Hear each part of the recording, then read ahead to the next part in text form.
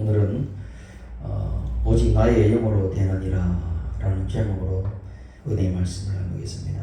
본문은 스가랴서 4장 6절에서 9절의 말씀입니다.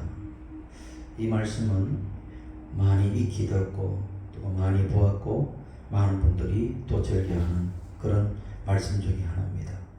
이 스가랴는 선지자의 이름이죠. 스가랴의 뜻이 야훼께서 기억하셨다라는 것입니다. 야훼께서 기억하셨다. 여러분은 어떤 기억을, 주님께서 어떤 모습으로 기억되기를 원합니까? 야훼께서 우리의 못난 모습을 기억하셨다. 야훼께서 우리의 죄의 모습을 기억하셨다. 그것이 아니라 우리 주님께서 의로운 나의 모습을 기억하시고 너희의 눈물을 기억하셨고 너희 헌신을 기억하셨고 너희의 봉사를 기억하셨고 그리고 너에게 한 내 언약의 약속의 말씀을 기억하셨다. 아브라함에게 준 그 언약의 말씀을 내가 기억했다. 그래서 세상에서 내가 너를 구출하여 내가 진영하여 너를 불러 이제 나를 구출했다. 내가 너를 알고 있고 내가 너를 기억한다. 이런 하나님이라는 것을 우리가 생각할 때에 얼마나 우리의 가슴에 설레는지. 그리스도 안에서 구원받지 못한 자들은 하나님께서 그 죄를 기억하시겠죠. 율법에 기록한 그대로 심판의 불쏘시개가 되겠죠. 그러나 주 예수 그리스도 안에서 회개한 모든 심령들이 주님 앞에 의로운 자의 모습으로 되어서 복의 생명의 사람으로 변화되고 하나님의 자녀로 불림을 받았다. 그것으로 기억됐다는 것이 우리에게 얼마나 그 축복인지 여러분 기억해야 된다는 것입니다. 이 본문의 말씀은 다리오 왕, 한마디로 말해서 바벨론의 이 다리오 왕의 2년에 지금으로부터 BC 520년경에 하나님의 성령이 임해서 그 선지자는 하나님의 말씀이 임하는 자입니다. 하나님의 말씀이 임해서 예언했던 거지요. 스가랴 선지자의. 이 스가랴 선지자의 출신은 뭡니까? 레이지파입니다. 레이지파라는 것은 아론의 계열에서 뭡니까? 그 지파로서 레이지파라는 제사장의 반열에 있는 것이죠. 그러면서 하나님의 말씀과 하나님께 제사하는 그 예전의 의식을 함께 할 수 있는 그런 어떤 신분으로 불림을 받았습니다. 그래서 선지자 에스라 선지자는 이 스가랴 선지자를 소개할 때에 이또의 아들이라고 이야기했습니다. 그만큼 이 스가랴 선지자는 하나님의 말씀을 받은 그 정통성이 있었다라는 거죠. 이 스가랴의 사역을 가만히 보면은 스가랴는 바벨론에서 이제 포로가 되어서 귀환할 때에 제 1차 귀환한 인물들입니다.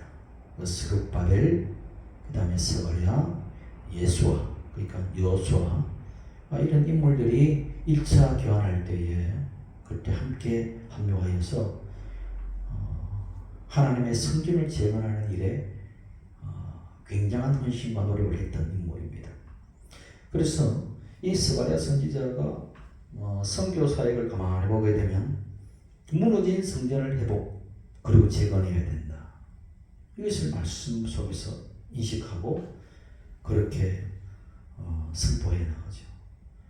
그리고 바벨론에서 이 이국 땅에서는 하나님을 섬기는 땅이 아니지 않습니까? 그러나 하나님을 섬기는 선민의 백성들이 이제는 하나님의 땅, 하나님의 통치한 땅으로 왔으니 이제는 하나님의 통치가 이곳에서 이루어진다는 것을 이 백성들에게 알려야 되는 것이죠. 70년간 포로 생활 속에서 그들의 민족 의식과 희미해지고 또 뭡니까? 하나님의 백성으로서의 어떤 적재성이 희미해진 그때에 하나님의 말씀이 임한 것입니다. 그래서 너희는 누군가? 하나님의 백성이요 하나님의 자녀라는 그런 자각의식을 불러일으켰고 그리고 이 땅은 사람이 통치하고 사람이 다스리는 나라가 아니라 하나님, 만군의 하나님 야훼께서 다스리신다. 이것을 선포했던 선지자 이름입니다. 그래서 그들에게 우리에게 주어진 신앙은 뭡니까? 오직 유일하신 하나님, 오직 유일하신 우리가 오직 섬길 분은 여호와 하나님이라는 것을 인식시키고 그들에게 뭡니까? 이제는 희망을 불러주는 것입니다. 조영기 목사님도 일찍이 이 땅에 전쟁의 이후에 폐허된 이 땅에 많은 사람들이 굶주린 것 때에 희망을 이야기했죠. 그러니까 희망을 언제 이야기하느냐? 가장 척박한 땅에, 내가 가장 힘든 그 시기에 막 내 상황을 보게 되면 무엇 하나 솟아날 구멍이 없다고 생각하는 그때에 희망을 말할 수 있는가? 다 이제 인생에 내 끝장났다? 아니면 내 삶에 이렇게 희망이 없나? 내가 왜 이렇게 이 모양밖에 안 되지라고 스스로 좌절해 갈 때에 희망을 노래할 수 있는가? 희망을 말할 수 있는가? 내 자신을 보고 환경을 보면 말할 수 없지만은 우리 주 예수 그리스도 안에서 주를 바라보게 되면 희망이 있는 것이죠. 세상을 바라보면 희망이 없고, 자신을 바라보도 희망이 없고, 세상의 모든 사람들을 통해서는 희망이 없지만, 그러나 우리 주 예수님만 보면은 왠지 힘이 나는 것입니다. 왜? 그분이 저주를 안고 가셨기에 그분 안에서 나는 복된 인생을 살아갈 수 있겠구나. 우리가 많은 고난의 길을 걸어간다고 말하지만 예수님만큼 고난의 길을 걸어갔는가? 돌아보면 고난의 왕이신 그분께서 그 고난을 다 잠재우기 위해서 나 같은 고난 그 십자가 밑에 묻어서 그냥 걸어가게 하시는구나. 예수님을 바라보면 우리는 희망이 생기는 것입니다. 그래서 하나님에 대한 참된 예배를 확립하게 만드는 것입니다. 예배가 서야지 뭡니까? 우리 모든 정체성이 있습니다. 하나님 앞에 우리가 절대적으로 왜 이스라엘 백성들을 애굽에서 불러내었는가? 그들을 나에게 예배하기 위해서, 나를 찬송하게 하기 위해서. 여러분 인생의 목적이 뭔가? 하나님의 영광을 위해서. 이 모든 우주 만물들이 왜 지어졌느냐? 하나님의 영광을 선포하기 위해서. 그렇다면 우리 인생의 목적이 무엇인가? 하나님을 예배하기 위해서. 그것을 뭡니까? 우리 확립해야 될 그것을 선포했고 스가랴 선지자는 그걸 이야기했다는 것입니다. 그러나 우리 인생들은 그 하나님을 섬기기보다도 우상을 섬기기를 원하죠. 우상이라는 것이 무엇인가? 형상을 만든 것뿐만 아니라 하나님보다 더 사랑하는 것이 있다면 우상인 것입니다. 돈을 사랑하면 돈이 우상이 되는 것이고, 어떤 한 여인을 사랑하면, 한 연인을 사랑하면 그 연인이 우상이 되는 것이고, 또 하나님의 권력과 명예가 하나님보다 더 소중하다면 그것이 우상이 되는 것입니다. 많은 사람들은 나름대로 우상을 가지고 있으며 아이돌이죠. 아이돌 시대에 살아가는 것이죠. 그 아이돌을 피해야 되는 것입니다. 우상 숭배를 근절시켜야 하나님이 제일 주인이 아니면, 하나님이 제일 주인이 아니면 내 안에 우상을 가지고 있다 보면 됩니다. 여러분의 인생의 1순위가 뭔가를 보면 직장이 우선이면 그 직장이 우상인 거죠. 하나님 제일주의라는 것은 하나님의 모든 일에 가장 1순위를 두고 살아가는 것. 그런 마음을 가진 것이 하나님을 섬긴다고 말하는 것이고, 그런 사람이 올바른 그리스도인이라고 이야기하죠. 그렇지 않고 내가 뭡니까? 내 할 일 다 하고 나머지 남는 시간에 내가 하나님을 예배하고 남는 시간에 봉사하고 남는 시간에 한다는 것, 그것은 하나님이 제일 주가 아니기 때문에 그냥 내 취미생활, 종교생활 하는 것이지 내 신앙생활을 하는 것입니다. 신앙생활과 종교생활을 한다는 것이죠. 여러분은 신앙생활을 해야 되지 종교생활을 하면 안 되는 것입니다. 스가랴 선지자는 일찍이 영이 굉장히 충만했던 분이었습니다. 영이 충만하게 되면 무엇이 나오는가? 예수님이 나오게 됐어요. 영이 충만하면 무슨 말이 나오는가? 그리스도가 나오게 되어 있습니다. 스가랴 선지자는 예수님이 오실 것을 예언했고, 그래서 나귀를 타고 오시는 그분 그리스도에 대해서 스가랴 9장 9절에 이야기를 합니다. 그리고 예수님께서 은 30세겔에 팔릴 것을 예언했던 그런 인물이기도 하고, 예수님께서 어떤 찔림을 받은 그런 어떤 구원자, 그리고 목자를 치면 양이 흩어진다는 그런 타격을 받는 그런 목자의 삶, 그런 이야기들을 하나님의 감동에 의해서 선포했던 그런 인물이 바로 스가랴 선지자였습니다. 그 스가랴 선지자가 수많은 백성들이 어디서부터 구출되었는가? 바벨론에서 구출되었고, 바벨론에서 뭡니까? 나왔고. 근데 가만히 보세요. 애굽에서 나올 때는 구출, 탈출이라고 하는데, 바벨론에서 나올 때는 탈출이라고 안 하고 구출이라고 안 하고 귀환이라고 하는 것입니다. 귀환. 탈출과 귀환은 다른 것이죠. 우리가 믿음 안에서 믿음이 상실되고 세상의 문화에 또 세상의 영들에 또 세상의 가치에 내 신앙이 희석되어서 혼란과 혼돈 속에 살아가죠. 왜? 이 시대에는 진리가 없다. 선과 악이 어디 있느냐? 선은 악의 상대적 개념이고 악도 선의 상대적 개념이지 절대적 진리도 없고 그런 것도 없다. 네가 보기에 좋은 것이 선이요 네가 보기에 나쁜 것은 악이야. 이런 시대에 살고 있는 것이 이 포스트 모더니즘 시대의 사정인 거죠. 그래서 뭡니까? 그런 사주에 있다 보니까 죄라는 것이 뭐냐? 가늠죄 없다. 내가 좋아서 내 마음대로 하는데 왜 국가가 간섭하냐? 그걸 폐지하는 것입니다. 그런 것들이 가만히 보게 되면은 이 시대의 어떤 사조에 맞물려서 돌아가는 것이 세상의 법들인 것입니다. 그런 속에서 이제 뭡니까?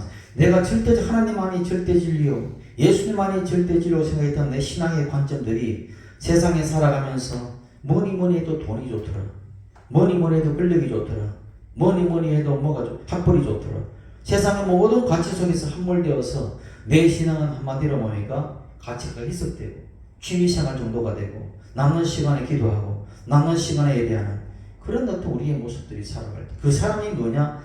바벨론의 포로가 됐다 보시면 되는 것입니다. 바벨론의 포로가 됐다는 얘기는 과거 이야기가 아니라 오늘 이르면 현재 이야기입니다. 우리는 처음에 애국에서 구출받은 자죠. 왜? 애국은 세상을 상징하는 것이니까. 예수 그리스도 안에서 믿고 세상으로부터 구출받았습니다.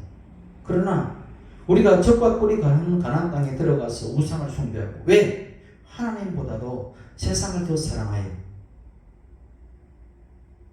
왜? 그 하나님보다 더 사랑스러운 우상입니까? 그래서 내 영이 뭡니까? 세상의 포로가 되어가는 것이죠. 그래서 그것이 바벨론입니다. 그 바벨론의 뜻이 혼돈, 혼란, 혼돈된 세상에서 내가 포로가 되어버렸어요.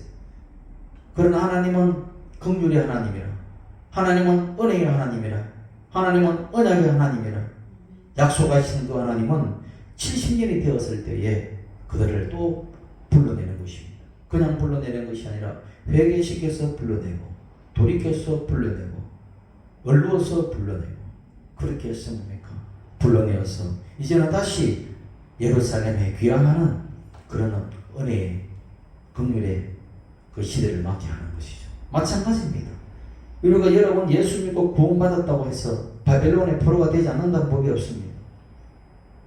예수 믿고 구원받아도 내가 우상 숭배하고 내 안에 하나님보다도 더 사랑하는 것들이 내 안에 종속하면 그걸 따라가다 보면 여러분은 바벨론에서 포로 생활을 할 수밖에 없는 것이죠. 그러나 그것이 낙심하는 것이 아니라 아와 강가에서 그 노예의 삶을 구출해달라고 노래했던 그 바벨론 포로가 되었던 그 노예들의 합창, 그런 노래가 있죠. 그때 우리 주님께서는 뭡니까? 하나님의 말씀을 주십니다. 언제 주셨냐? 늦은 비 성령. 그래서 다리오 왕 때에 이 스가랴 선지자가 언제 하나님의 말씀이 임하느냐면 다리오 왕 2년 제8월 8째 달 그때에 하나님의 말씀이 있다고 합니다. 우리 지금의 절기로 말한다면 10월에서 11월 정도. 그러니까 팔레스타인 지역에서는 10월에서 11월 정도가 비가 내리는 우기철입니다. 그 늦은 비라고 합니다. 늦은 비. 그래서 늦은 비 성령의 그 시기에 성령이 마시고 성령과 말씀을 함께 하시기 때문에 성령께서 하나님의 말씀을 가지고 또 임하는 것입니다. 그래서 스가랴 선지자에게 하나님의 말씀을 증거하는 것이죠. 구약의 선지자에는 신약에 예수님 오시고 난 후 성령이 강림하시고 난 데는 천하 만민에게 성령이 임하시지만은 예수님 오시기 전에는 특별한 하나님의 사람에게 그 영이 임했습니다. 그래서 그 영을 대언했다는 이야기입니다.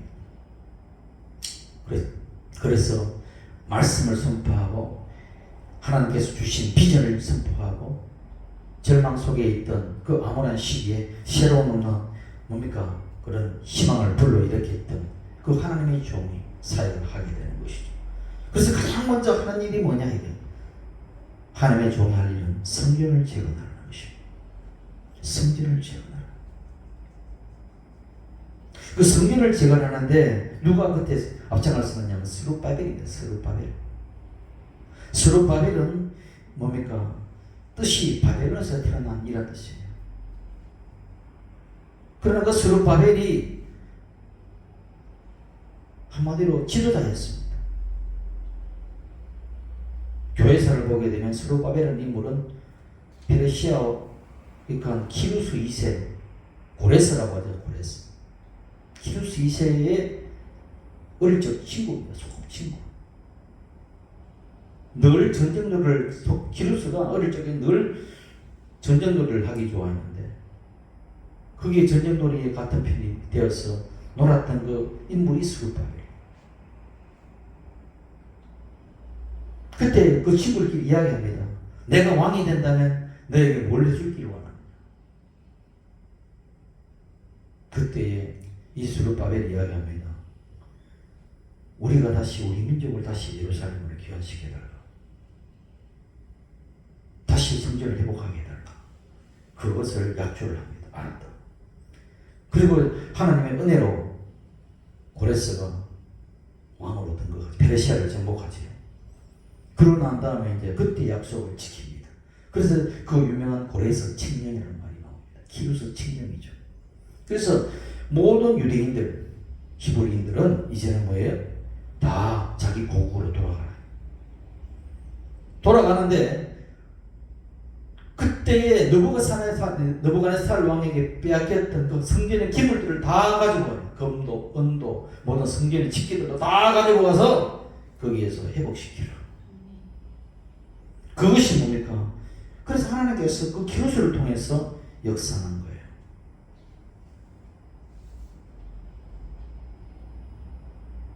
마찬가지예요. 여러분들도 이거 왜 모형적인 성전만 재건하는 것이 아니라 내 안에 있는 성전이 재건되어야 돼요. 세상에 빼앗겼던 내 마음, 하나님보다 더 사랑했던 내 자신, 내 안에 있는 우상이 아이돌이 무엇인가를 들어보고 이제는 세상에 빼앗겼던 내 정신이 이제는 완전히 회복되는 것이 뭐예요? 내 안에 있는 마음 성전이 회복되는 것입니다. 그 마음 성전을 뭡니까? 회복되는데 그냥 회복됩니까? 사탄의 방해가 있는 것입니다.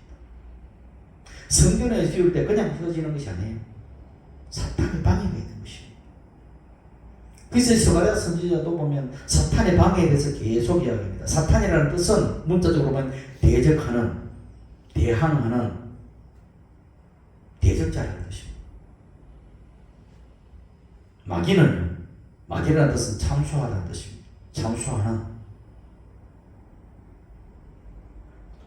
디아볼로스라고 그러죠. 디아볼로스. 그리고 뭡니까? 귀신, 데몬. 귀신들은 더럽히는. 그러니까 이 더럽고 추악한 귀신아 그러잖아요. 더럽히는 것이. 귀신이 들어가면 그 사람의 삶이 물러나지고 더럽혀집니다. 많은 사람들이 붙었던 귀신이 떠나가고 하나님의 말씀이 임하고 주의 성령이 임하면 그 사람들이 붙었던 더러운 귀신들이 떠나가기 때문에 그동안의 행실들이 음란하고 더러웠던 것들이 떠나가는 것입니다. 생각 속에 마음 속에 정결하게 되는 것입니다. 그리고 입만 열면 남을 비방하고 입만 열면 뭡니까? 남에게 만족 헐떡하고 하는 그런 마귀적인 습성, 그런 것들이 이제 남을 칭찬하고 좋은 말은 옮기고 나쁜 말은 입에 감추고 그게 변화되는 것입니다. 사사건건 하나님의 일에 대적하는 그 사탄적인 요소들이 이제는 변화되는 것입니다. 그래서 원수, 사탄, 마귀, 귀신들이 예수 그리스도 안에서 정복되고 그림으로써 내 안의 마음 성전이 회복되는 것입니다. 마찬가지예요. 스룹바벨이 성전을 지으려고 할 때에 수많은 원수들이 방해를 놓습니다. 얼마나 방해를 놓느냐. 아니 너희들이 왜 여기 와서 성전을 지으려고 하느냐. 그것이 누구의 뜻이냐. 그래서 유브라데강 건너편에 있는 총독이 뭡니까? 막 방해를 하고 거기에 동관들이 같이 방해를 하고 그렇게 해서 16년이 걸립니다. 스룹바벨이 뭡니까? 스가랴 4장 24절에 보면 기초가 완성된 직후에 중단됩니다. 그리고 난 다음에 16년 후에 학개 선지자와 스가랴 선지자가 말씀이 선포되고 난 다음에 성전이 다시 건축되고 재개되죠. 그래서 스룹바벨이 언제 완공됐냐? BC 515년에 완공이 됩니다. 성전 재건이. 그 자그마치 19년에서 20년이 걸립니다. 기초를 놓고. 그만큼 우리 안에 있는 성전이 세워지기 복원되는 것이 힘들다는 것을 알면 돼요. 아시겠습니까? 성전이 쉽게 지어지느냐? 요즘 모형 건물이야 돈 맞으면 세워지죠. 그러나 성전은 진짜 성전은 돈으로 세우는 것이 아닙니다. 따라합시다. 믿음으로 세워진다. 기도로 세워진다. 오직 영으로 그리스도의 영으로 세워지는 것입니다. 돈으로 세우는 것은 그냥 하나의 건물이죠. 그러나 그것을 교회라고 말하지 않습니다. 진짜 교회는 믿음으로 세워지는 것이고 눈물의 기도로 세워지는 것이고 인내로 세워지는 것이고 그리고 쉽게 세워지는 것이 아니라는 것을 보여주고 있습니다. 적단에 방해하기 때문이죠. 그래서 스룹바벨에게 스가랴 선지자가 말하면 이는 너희의 힘으로 능력으로 되는 것이 아니라 오직 나의 영으로 된다. 그것을 말씀하고 있는 것입니다. 7절에 보게 되면 큰 산아 네가 무엇이냐? 뭐가 큰 산입니까? 여러분이 가지고 있는 여러분의 인생의 문제들이죠. 수능생들에게는 대학이라는 그 관문이 큰 산일 수 있는 것이죠. 결혼을 앞둔 정년에는 어떤 겁니까? 결혼의 문제가 큰 산일 수 있는 것이고 또 우리 교회에 성전 건축을 놓고 있는 그것이 큰 산일 수 있는 것이죠. 그걸 머리로 계산한다고 되고 내가 뭐 힘으로 되는 것이 아니라 뭐예요? 기도로 되는 거예요. 주의 영으로 되는 거예요. 그래서 하나님 말이 네가 스룹바벨 앞에서 평지가 되리라. 뭐예요? 큰 산이 평지가 된대요. 이게 그냥 문자적인 말씀으로만 들으면 그냥 그렇구나. 나도 옛날에 많이 들었어. 끝이에요. 근데 이 말씀이 여러분의 인생에 탁 그냥 이게 들리지는 주님의 음성으로 들린다면 여러분 팔자고 치는 거죠. 큰 산아 네가 뭔데? 스룹바벨이신 그리스도 앞에서 평지야. 너. 평지라. 여러분 우리 인생이 편하게 순리대로 산다는 할 때는 그냥 산은 잘 넘어가는 것이 순리죠.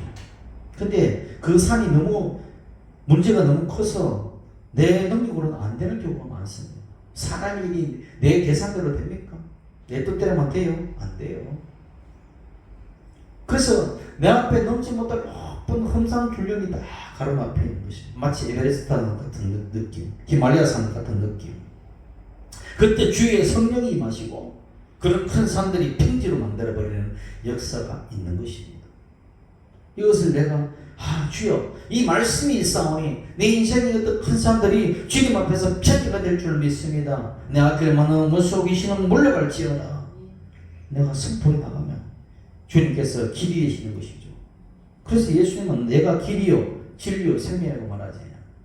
길이 없는 곳에 주님은 길을 내시는 분이기 때문에 길이 없으면 길을 만드시는 그리스도다. 그러니 내가 무엇을 두려워하겠는가?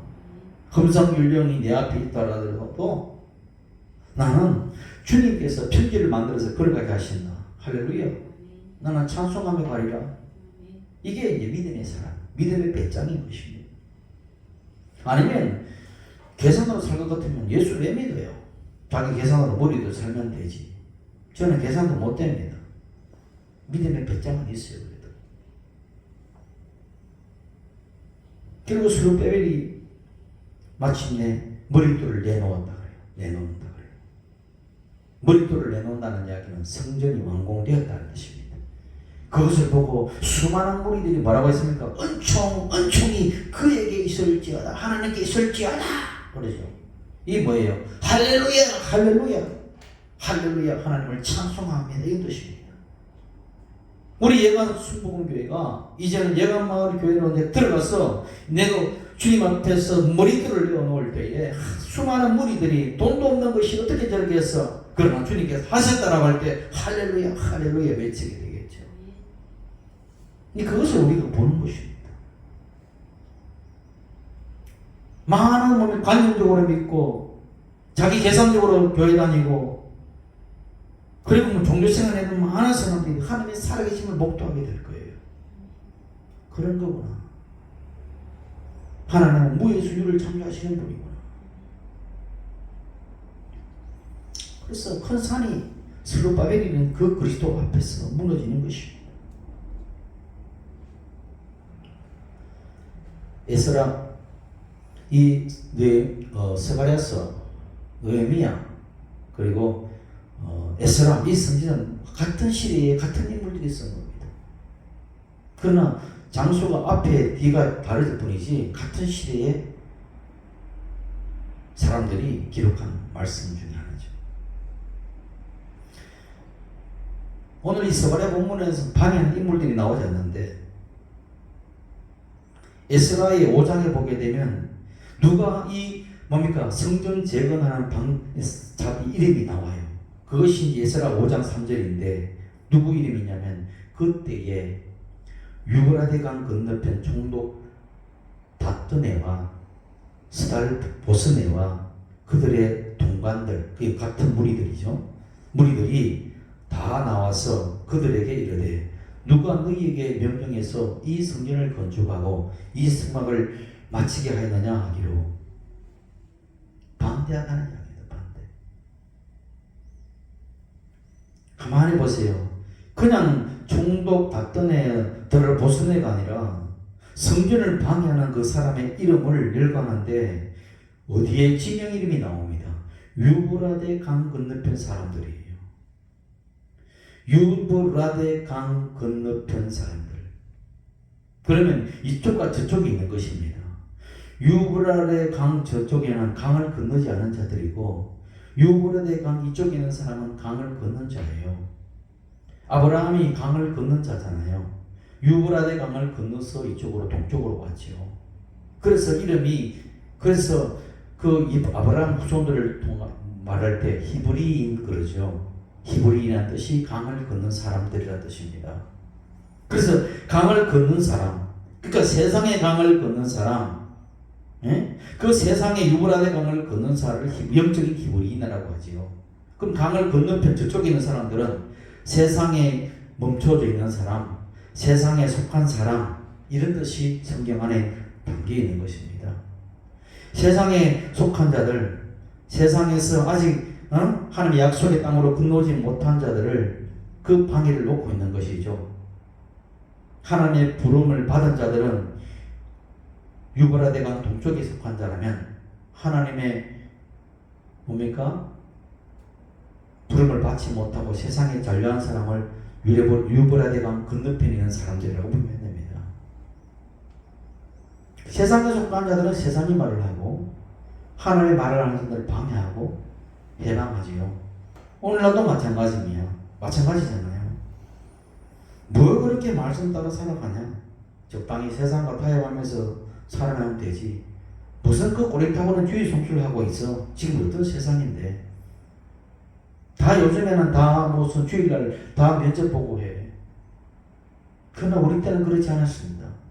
그 좋은 삼성전자에 들어가는 게 주일날 면접 본다고 했을 때 안 갔습니다. 토요일날 가서 면접 보는데 주일날 회사에 급한 일이 있어서 주일 점수 빨리 먹어야 되면 나올 수 있겠냐? 못 하겠습니다. 그렇게 믿음을 지켰던 우리 친구가 있어요. 목사님 아들입니다. 근데 사람들은 왜 그 덩신 같은 지대에서 그 경북대학교 전자공학과 나왔기 때문에 옛날에는 경북대가 지금 연세대 수준이었어요. 지금하고 달라요. 그런 믿음의 절개 멋지지 않습니까?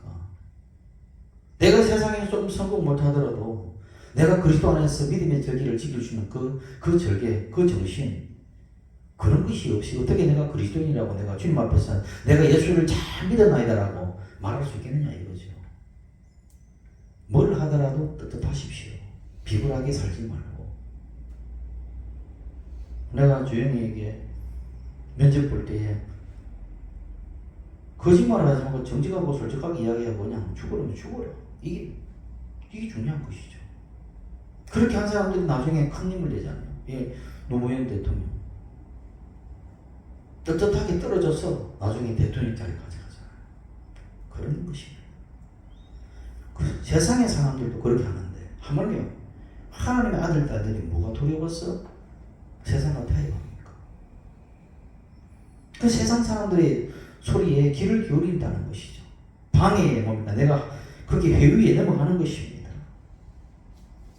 지금은 그런 시대에 우리는 절대지를 가지고 있고 세상은 절대지를 외면하는 시대이죠. 물과 기름처럼 살아가는 것입니다. 그 속에서 우리가 무엇을 습득할 것이냐가 남아있는 것입니다. 때로는 세상이 핍박할 것입니다. 그래도 내가 그 핍박에 맞서서 내가 믿음을 지키고 할 수 있느냐? 그것이 여러분의 선택이에요. 이왕 믿으려면 멋지게 믿으십시오. 빛이 나도록 믿으십시오. 그런 후손은 망하지 않습니다. 그렇게 하면은 반드시 여러분 안에 아름다운 성전이 지어지는 것입니다. 여러분 안에 아름다운 성전이 뭐냐? 주 예수 그리스도의 몸으로 지어졌다는 거예요. 주 예수 그리스도의 몸은 천국이잖아요. 천국은 뭐냐?